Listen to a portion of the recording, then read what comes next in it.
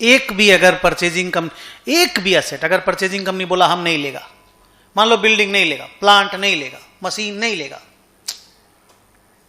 Creditor नहीं लेगा, अब बिल्डिंग नहीं लेगा तो पैसा भी कम देगा। अब मान लो बिल्डिंग 200 करोड़ का है, बाकी सारा एसेट 1900 करोड़ का है, जल्दी तो वो 2100 करोड़ नहीं देके 1900 देगा, ये तो सत्य है। लेकिन प्रॉब्लम है क्योंकि तुमने एक एसेट छोड़ दिया,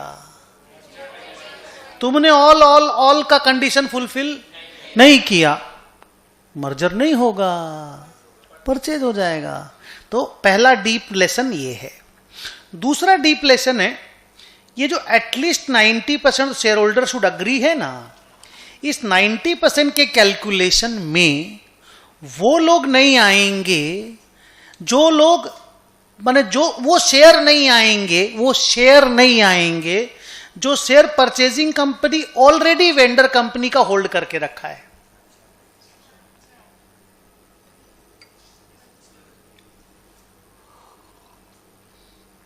आया समझ में? 90% कैलकुलेशन में वो शेयर नहीं आएंगे जो वेंडर कंपनी का share already purchasing company hold करके रखा है। फॉर एग्जाम्पल, मान लो ए लिमिटेड ने बोला हम बी लिमिटेड को अक्वायर कर लेंगे। ए का शेयर कैपिटल था 1 lakh equity shares of 10 each. B का शेयर कैपिटल था ये। ए बी का ऑलरेडी शेयर होल्डर था 13,000 शेयर का। माने ए का असेट साइड में इन्वेस्टमेंट इन बी बोल के 1,90,000 लिखा हुआ था, जो 13,000 शेयर का कॉस्ट प्राइस था। प्लीज डोंट कैलकुलेट, बाद में पहले समझे कि नहीं। वो 1,30,000 बोला, संपूर्णा भी 1,30,000 बोली, हम जानबूझ के 1,90 बोले, जानबूझ के।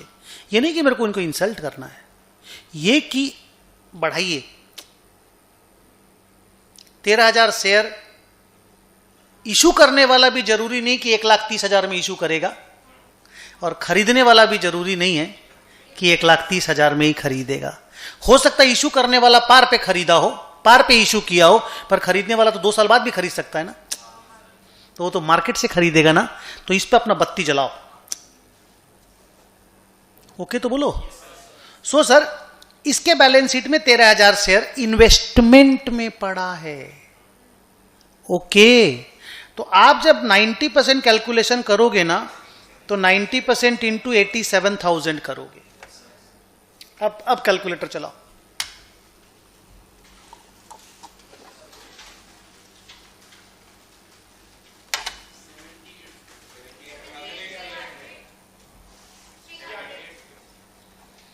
क्या मीनिंग है? 90,000 लोगों को तैयार होने की जरूरत नहीं है आउट ऑफ 1 लाख। सिर्फ 78,300 लोग तैयार हो जाएंगे तो हो जाएगा। सर कैसे? अरे ये 13,000 तो ऑलरेडी तैयार है। अरे ये तो ए है, ए जो बी का शेयर होल्डर है ये तो तैयार ही है बी को खरीदने के लिए।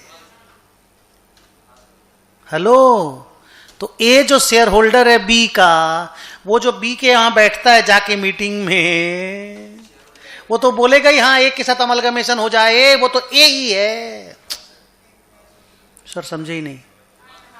समझ गए अच्छे से? तो 78,300 प्लस 13 एक्चुअल में 91,300 लोग तैयार हो रहे हैं। अगर 78,300 तैयार हो रहे हैं ना, तो 91,300 तैयार हो रहे हैं, 90 नहीं। वो नहीं समझे लास्ट में। When 78,300 आर अग्रीइंग, 13,000 तो पहले से अग्री कर रहा है, बाबा तो बैठा है, हम तो खरीद। तो वो 90% का कैलकुलेशन जब आउटसाइडर को लेके करते हो ना, तो अल्टीमेट आंसर मोर देन 90% आता है। अल्टीमेट आंसर अगर बुद्धि लगाओगे तो। और खाली बुक के लैंग्वेज में जाओगे तो ऐसा समझ लेना कि 90% के एग्रीमेंट के कैलकुलेशन में already shares held by purchasing company और इट्स सब्सिडरीज, वो यूज में नहीं लेना, उनको इग्नोर कर देना। Easy language. बाकी प्रैक्टिकल लैंग्वेज इज दैट कि आउटसाइडर का 90% इसलिए लेना है क्योंकि इनसाइडर तो ऑलरेडी इनसाइडर है, वो तो अग्री कर रहा है। अब ये ज्यादा मजा आएगा अगर ए लिमिटेड के पास 40,000 शेयर है,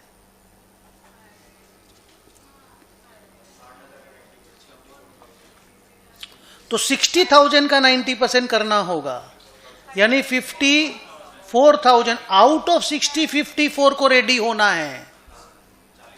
आउट ऑफ 60 54 को रेडी होना है, 1 लाख से 90 को नहीं होना है, 60 में से 54 को होना है, क्योंकि 40 तो रेडी है। क्लियर हुआ?